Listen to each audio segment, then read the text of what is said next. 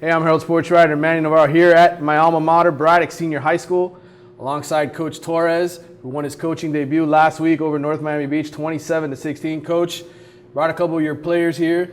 Why don't you introduce them to us? Sure thing. This is Alex Victor, a.k.a. Peanut. This is Mauricio Castillo. We call him Mo. He's our center. And an athlete, Jason Reese, plays outside backer, defensive end, and tight end. Now, Peanut is your starting left tackle, right? Obviously. Yeah, clearly. Yeah. Starting left tackle. Talk about his performance, I guess, in the opener. A couple big touchdowns early on to set the tone. Absolutely. So it's early into the season, but he's made a lot of big plays for us already. Going back to the Miami Beach game, opening play of the game, he took it to the house. Did the same thing this time around against NMB. Really impressive. And then late in the game, to secure the victory, he took a long run down the sideline also for scoring. Coach, obviously you were the starting quarterback in Braddock's first game. I don't want to date us because we're both old guys now, but 25 years ago now? Years ago, yeah. Talk to me a little bit about just the way this program has grown over the years. You've been a part of it as an offensive coordinator, Coach Rojas. Now you take over as a head coach. Talk about the direction of this program.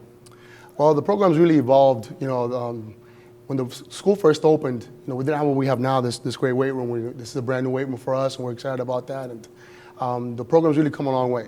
We've really worked hard to get it up to par, with the neighboring schools in the West Kendall area.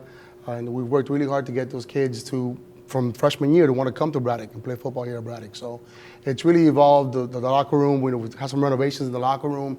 Nothing major this year, but we're working on that.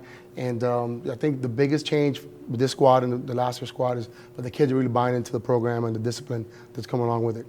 Now, one of the things that I find really cool is that you guys have started in the last couple of years to play home games here on campus. We know here in Dade County, most of the teams have to go to a stadium to play because nobody has the facilities to play, but you guys here at Braddock are starting to do that. Coach Lape, who's the athletic director here, was talking a little bit about that and how getting games on campus, what that means, what that experience is like when the kids get to play here in front of the students. Yeah, it's actually a real nice feeling for the kids and the coaches. Well, I was very surprised by the turnout that we had this past Saturday.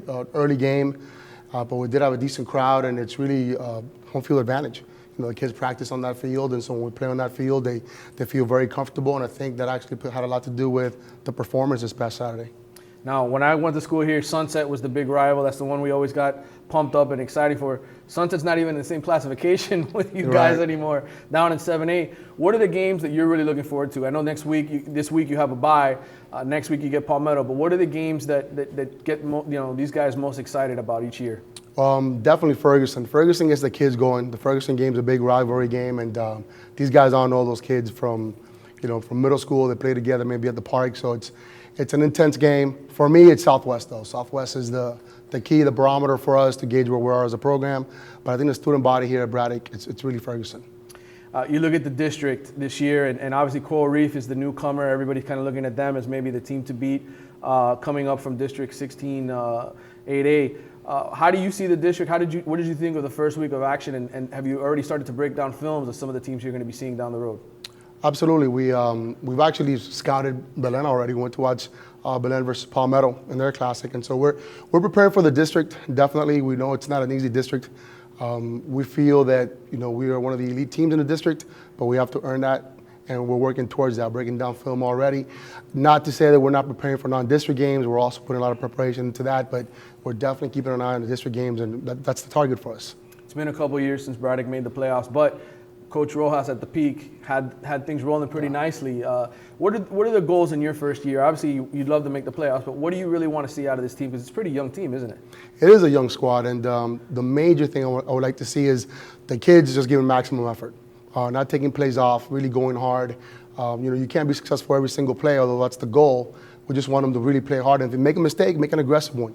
And to be dedicated to the program, not miss practice, show up, and not have excuses. We tell the kids all the time, everyone has excuses. We don't want excuses. We want you to show up and perform as best you can. Well, Coach, I'm not supposed to root for any schools. I'm supposed to be impartial, but my heart it's always with the Bulldogs, and I'm always rooting for you guys to win. So hopefully this season turns out to be a good one. Awesome. Thank you very much.